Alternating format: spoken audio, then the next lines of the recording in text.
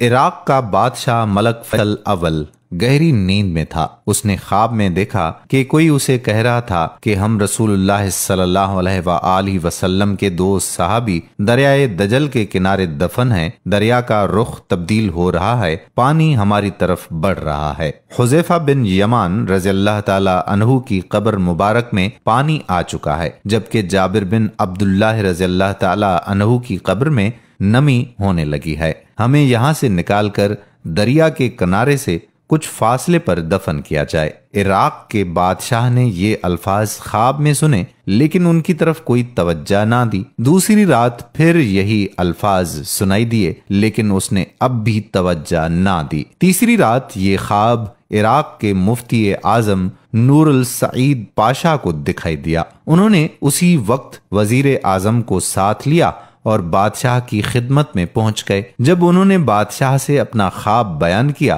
تو بادشاہ چونکا اور بولا، یہ خواب تو میں بھی 2 بار دیکھ چکا ہوں۔ اب انہوں نے مشورہ کیا۔ آخر بادشاہ نے مفتی اعظم سے کہا کہ پہلے آپ قبروں کو کھولنے کا فتویٰ دیں، تب میں اس خواب کے مطابق عمل کروں گا۔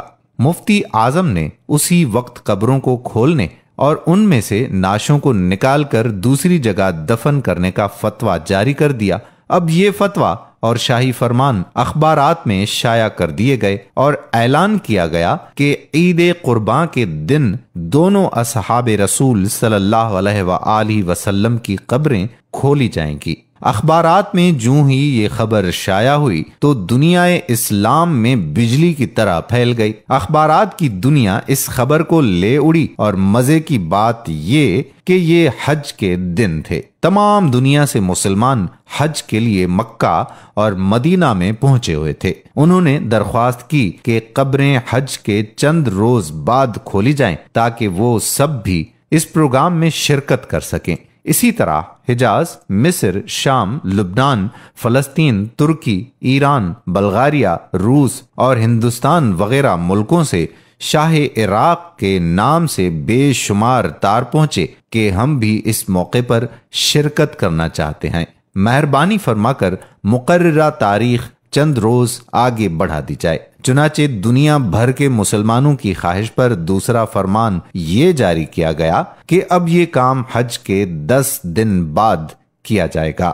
آخرکار وہ دن بھی آ گیا جب قبروں کو کھولنا تھا۔ دنیا بھر سے مسلمان وہاں جمع ہو چکے تھے۔ پیر کے دن دوپہر 12 بجے لاکھوں انسانوں کی موجودگی میں قبروں کو کھولا گیا۔ حضرت حذیفہ بن یمان رضی اللہ تعالی عنہ کی قبر میں کچھ پانی آ چکا تھا، جبکہ حضرت جابر بن عبداللہ رضی اللہ تعالی عنہ کی قبر میں نمی پیدا ہو چکی تھی، اگرچہ دریائے دجلہ وہاں سے 2 فرلانگ دور تھا۔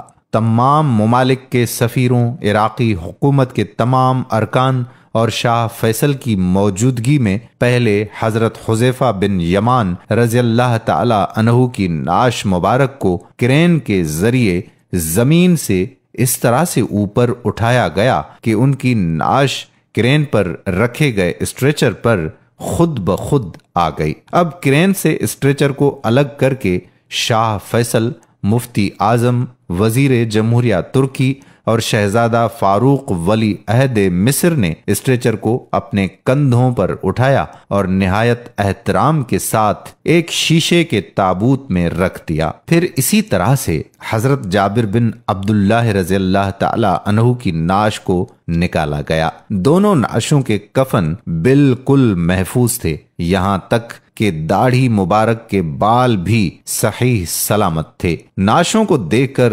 قطعاً یہ احساس نہیں ہوتا تھا کہ وہ 1300 سال پہلے کی ہیں، بلکہ یوں گمان گزرتا تھا کہ انہیں وفات پائے ابھی مشکل سے 2-3 گھنٹے ہوئے ہوں گے۔ سب سے عجیب بات یہ ہے کہ دونوں کی آنکھیں کھلی ہوئی تھیں۔